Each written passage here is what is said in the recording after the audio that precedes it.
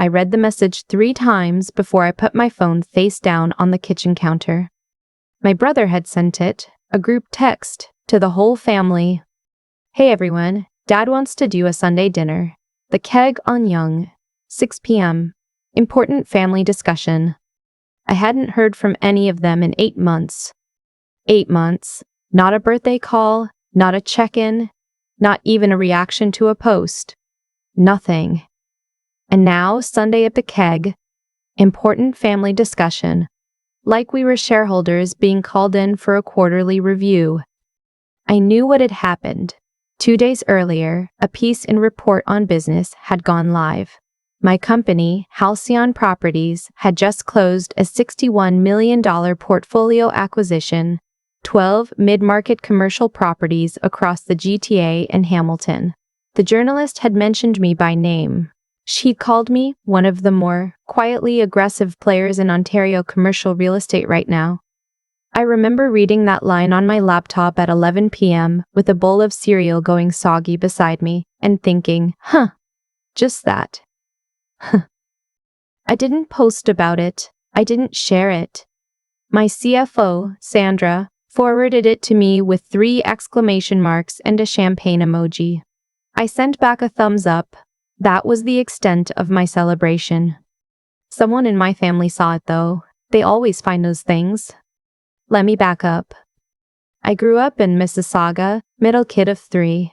My older brother, I'll call him my brother, was the one who went to Queen's, came back with a commerce degree, got a corporate job, married early, bought a house in Oakville, and basically did everything the way our parents had imagined it should be done.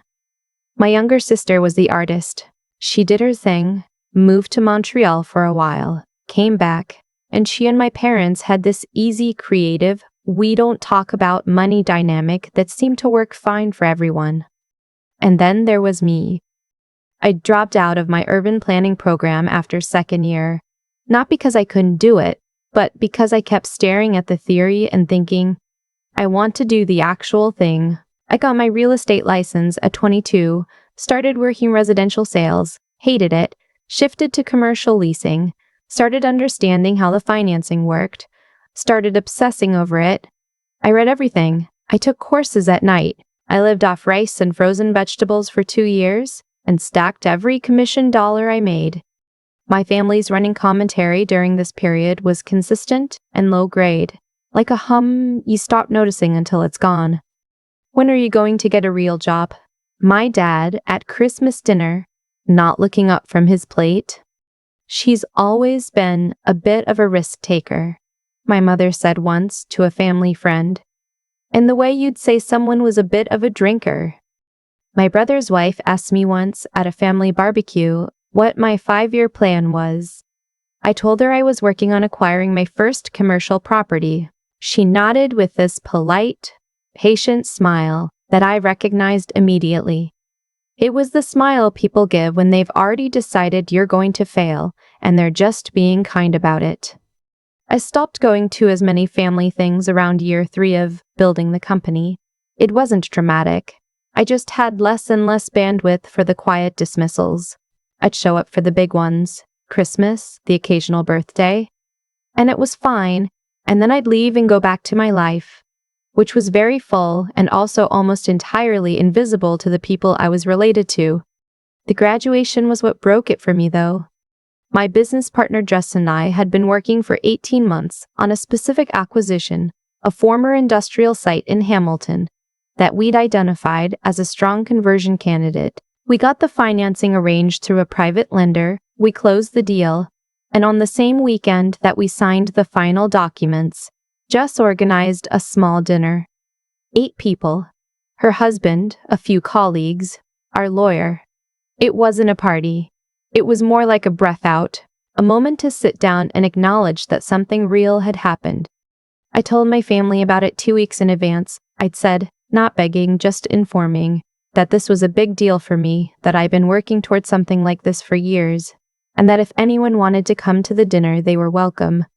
My dad said he'd check his calendar. My brother said he and his wife had the kids that weekend.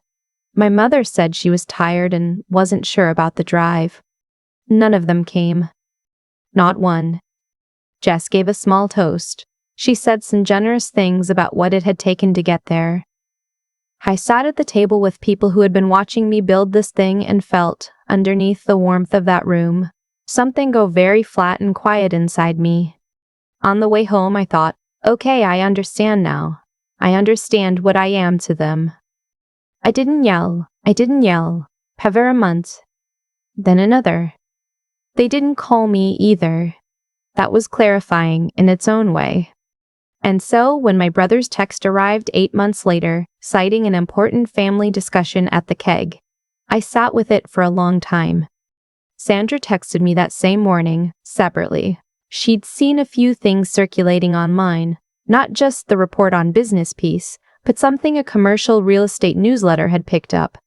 And apparently a few people in my brother's professional circle had connected the dots and said something to him. She said gently, I think your family might have just figured out the size of what you've built. I called her back. She picked up on the second ring. You don't have to go, she said, before I said anything. I know. But you're going. I don't know yet. There was a pause. Sandra has been my CFO for 4 years.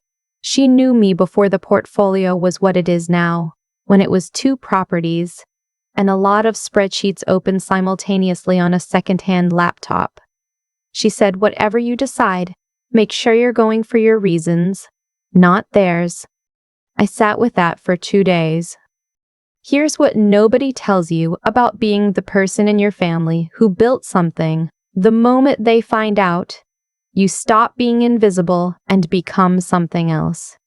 You become a resource, a contact, a possibility. The years where you didn't exist to them just quietly evaporate and suddenly they're texting you about dinner at the Keeg. I decided to go. But I didn't go empty-handed. That's the part I need to explain. A few months earlier, my brother's contracting business had run into serious trouble. I knew this not because he told me, but because I have a fairly good pulse on the Southern Ontario market, and the name of his company had come up in some distressed financing conversations I'd been tangentially aware of. He'd overextended on a residential development project in Barrie. Bad timing, cost overruns, and a lender who'd lost patience. The loan had gone into default, and the debt had been sold. I knew who'd bought it. I'm not going to pretend I planned all of this from the beginning. I didn't. But when I found out who held that debt, I made a call. I asked if they were interested in selling. They were. We negotiated. I acquired the loan at a discount 62 cents on the dollar. That meant I now held the paper on my brother's defaulted business loan. I wasn't sure what I was going to do with it. I hadn't decided anything. I just knew that I was not going to walk into a room where I had zero leverage and sit across from people who had made a habit of not showing up for me and listen to whatever they prepared. I'm not proud of the coldness in that calculation. I'm also not going to pretend it wasn't there. I drove downtown on Sunday evening, parked on a side street, sat in the car for a few minutes. The city was doing that early autumn thing it does, a bite in the air, but the light still warm gold on the buildings. I watched a couple walk by with a stroller, a guy on a bike, normal Sunday things. I thought about the dinner that Jess had organized, where I sat at a table with people who'd actually wanted to be there. Then I got out of the car. They were already at the table when I arrived. My dad, my mother, my brother and his wife, my younger sister, her boyfriend. My dad was at the head of the table, or whatever you call the prominent seat at a rectangular restaurant table, with the look of someone who has organized a meeting and is taking it seriously. My mother had dressed up. My brother was in a blazer. The hostess offered me the last open seat, sort of tucked in on one side. I sat down. There was a beat of awkward warmth. My mother said I looked well. My sister gave me a genuine hug, which I appreciated because I knew she hadn't been part of whatever this was. My dad said, "Glad you could make it," like I'd been the one who was hard to reach. We ordered drinks. There was some small talk. My brother's wife asked about the market. I said it was active. My dad asked if I was enjoying the work. I said I was. Normal surface things. I sat there and waited. After the appetizers, my dad set down his fork and cleared his throat. He said that the family had been talking. He said he wanted to be honest with me, that they'd seen some things in the news, that they were proud of what I'd been building, and that they thought it might be a good time for the family to think about getting more aligned. Aligned. That was the word he used. He said that my brother's contracting business was in a rough patch, and that they were wondering if there might be an opportunity, a partnership, an investment, some kind of structure where I could come in and stabilize things. He said it carefully and not unkindly, but the shape of it was very clear. My mother nodded at intervals. My brother looked at the table. I let the silence sit there for a moment after my dad finished. Then I asked him what kind of investment they had in mind. He said they were thinking maybe I could help with the financing situation, that the main issue was a defaulted loan, that if someone could step in and resolve that, the underlying business was solid and there was real upside. I said, "The loan from the Berry project." He looked at me. "You know about it?" "I do," I said. Another pause. "I acquired that loan 6 weeks ago," I said. "I'm the current holder." The silence that followed was a different kind of silence from anything that had happened earlier in the dinner. My brother went very still. His wife looked at him. My dad's expression cycled through several things quickly before settling into something careful and unreadable. My mother said, "What does that mean?" I said, "It means I've been the lien holder since October. I own the debt." I wasn't doing it to be cruel. I genuinely wasn't. But I also needed them to understand that I wasn't someone they could position as a resource to be directed. I had my own information. I had been paying attention, even when they hadn't been paying attention to me. The years of building this thing in invisible rooms while they asked me when I was going to get a real job, those years had produced something. Not just the portfolio. Knowledge. Relationships. A very accurate picture of who was paying attention to what. My dad asked what I intended to do with the loan. I said I hadn't decided. My brother finally looked up. He looked tired. I knew the last year had been hard on him, and I didn't have any satisfaction in that exactly. It was more complicated than satisfaction. He said, "I didn't know it was you." I said, "I know." "Are you going to call it the loan?" He was asking if I was going to enforce the default. I said, "No, I'm not interested in running a contracting business. I'll restructure the terms and give you a reasonable timeline." I paused. "But I need you to understand something." He waited. "I'm not the family bank. I'm not a resource that got unlocked when something showed up in a business publication. I've been building this for 10 years, and for most of those years, the message I got from this family was that I was doing something foolish. I didn't yell. I didn't single bore. I just stood there in my kitchen, holding my kitten. My dad started to say something. I let him. He said he was sorry I'd felt unsupported. He said they'd always believed in me. He said some other things that were probably true in the soft, retrospective way that things become true once the outcome is clear. I listened. I didn't argue with him. There wasn't anything to argue about. My mother was quiet. At one point, she reached over and touched my hand briefly. She didn't say anything. I think that was more honest than anything else that happened at that table. We finished the dinner. It didn't end badly. It didn't end with any grand declarations or slam doors. My sister and I talked for a while after. Genuinely. She asked real questions about the acquisition. She was curious in the way she'd always been curious, interested in things for their own sake. And I found myself relaxing a little. Telling her about the Hamilton project and the ones after it, she said, "I should have come to that dinner Jess organized." I said, "Yeah, you should have." She nodded. That was its own kind of apology, the only kind that felt worth anything. My dad walked me to the door of the restaurant. He said, again, that he was proud. He said it the same way he'd said everything else that evening. Carefully, from behind some protective layer. But there was something underneath it. I saw it for just a second before he pulled it back. that looks like genuine regret. Not the regret that comes from a bad outcome, but the regret that comes from finally understanding a long sequence of small choices and what they added up to. I said goodnight. I walked back to where I'd parked.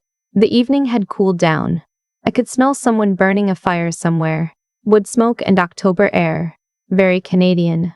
Very familiar. I got in the car and sat for a minute before starting it. Sandra texted, "How'd it go?" I thought about it. I typed back, "They showed up." I thought about the dinner Jess had organized, 8 people in a room who'd wanted to be there. The way it had felt to close that first acquisition. The years of spreadsheets and frozen dinners and everyone's patient, slightly pitying smiles. I thought about my brother asking if I was going to call the loan, the look on his face.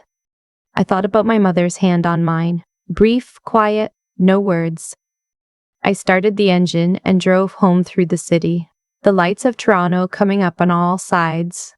This place I'd built my life in $1 and one decision at a time. And I thought, I don't need to be angry. I don't need to be anything. I just need to keep going. And I did. There's a version of this story where I walk into that restaurant angry and walk out feeling vindicated. That's not what happened.